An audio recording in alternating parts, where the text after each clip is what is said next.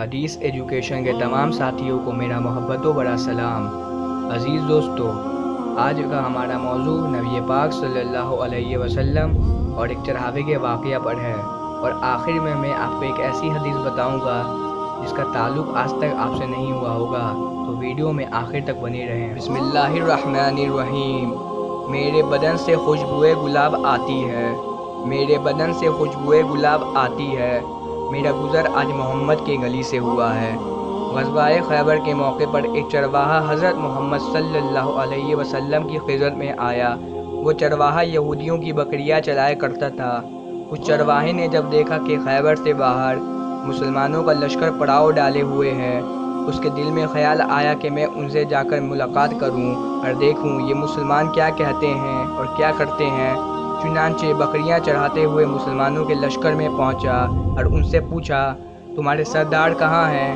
صحابہ اکرام نے بتایا کہ ہمارے سردار حضرت محمد صلی اللہ علیہ وسلم اس خیمے کے اندر موجود ہیں۔ پہلے تو اس چرواہے کو ان کی باتوں پر یقین نہ آیا۔ اس نے سوچا اتنے بڑے سردار ایک معمولی سی خیمے کے اندر کیسے بیٹھ سکتے ہیں؟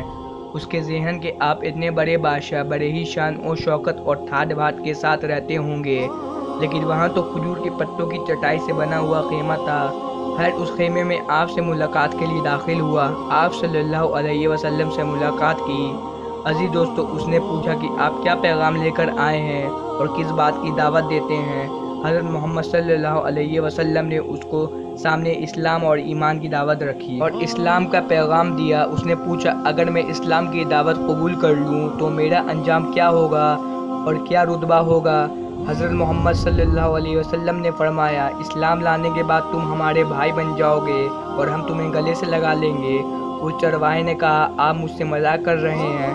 میں کہاں اور آپ کہاں؟ میں ایک معمولی سا چرواہا ہوں اور ایک کالا حبشی انسان ہوں، میرے بدن سے بدبو آ رہی ہے، ایسے حالات میں آپ مجھ سے گلے کیسے لگا لیں گے؟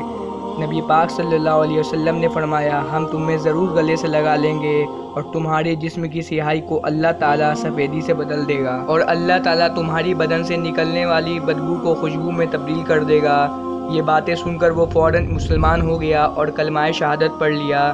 اس کے بعد اس نے آپ صلی اللہ علیہ وسلم سے پوچھا، اے اللہ کے رسول، میں کیا کروں؟ آپ صلی اللہ علیہ وسلم نے فرمایا، تم ایسے وقت پر ایمان لائے ہو، نہ تو اس وقت تم سے نماز پڑھاؤں اور نہ ہی روزے کا زمانہ ہے، کیا تم سے روزے رکھواؤں؟ زکوٰۃ تم پر فرض نہیں، اس وقت تو بس ایک ہی عبادت ہو رہی ہے جو تلوار کی چھاؤں میں انجام ہو رہی ہے، وہ ہے جہاد فی سبیل اللہ۔ اس چرواہے نے کہا، یا اللہ کے رسول، میں اس جہاد میں شامل ہو جاتا ہوں، لیکن جو شخص جہاد میں شامل ہو جاتا ہے اس میں سے دو صورت ہوتی ہے، یا غازی یا شہید۔ اگر میں اس جہاد میں شہید ہو جاتا ہوں تو آپ میری ضمانت دیں گے؟ محمد صلی اللہ علیہ وسلم نے فرمایا، میں اس بات کی ضمانت لیتا ہوں، اگر تم اس جہاد میں شہید ہو گئے تو اللہ تعالیٰ تمہاری ضمانت فرما دیں گے اور جنت الفردوس میں جگہ دیں گے، اور تمہاری بدبو کو اللہ تعالیٰ خوشبو میں تبدیل کر دے گا اور تمہارے چہرے کی سپاہی کو سفیدی میں تبدیل کر دے گا۔ کیونکہ وہ چرواہا یہودیوں کی بکریاں چڑھاتے ہوئے پہنچا تھا، اس لیے حضرت محمد صلی اللہ علیہ وسلم نے فرمایا، تم یہودیوں کی بکریاں لے آئے ہو، پہلے ان کو لوٹا کر آؤ، کیونکہ مسلمان امانت میں خیانت نہیں کرتے۔ اس چرواہا نے جا کر بکریاں واپس کر دیں اور جا کر جہاد میں شامل ہوا اور جامع شہادت نوش کیا۔ جب جنگ ختم ہو گئی تو آپ صلی اللہ علیہ وسلم لشکر کا جائزہ لینے لگے۔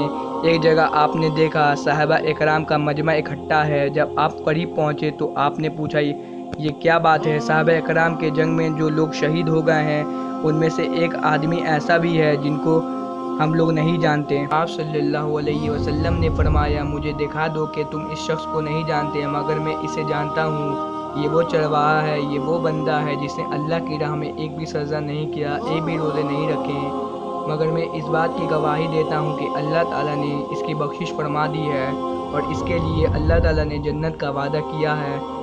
اے لوگو، میری آنکھیں دیکھ رہی ہیں کہ ملائکہ اسے غسل دے رہی ہیں، اس کے چہرے کی سفیدی میں تبدیل ہو گئی ہے اور اس کی بدن کی بدبو خوشبو میں تبدیل ہو گئی ہے۔ میرے عزیز دوستو، موت اپنے مقرر وقت پر برحق ہے، نہ ایک لمحہ پہلے آتی ہے نہ ایک لمحہ بعد، مگر ذرا سوچئے، اگر اس چرواہے کی موت کچھ لمحے پہلے آتی تو سیدھا جہنم میں چلا جاتا، لیکن اللہ کے کرم سے وہ مسلمان ہو گیا تھا اور محمد صلی اللہ علیہ وسلم کا غلام۔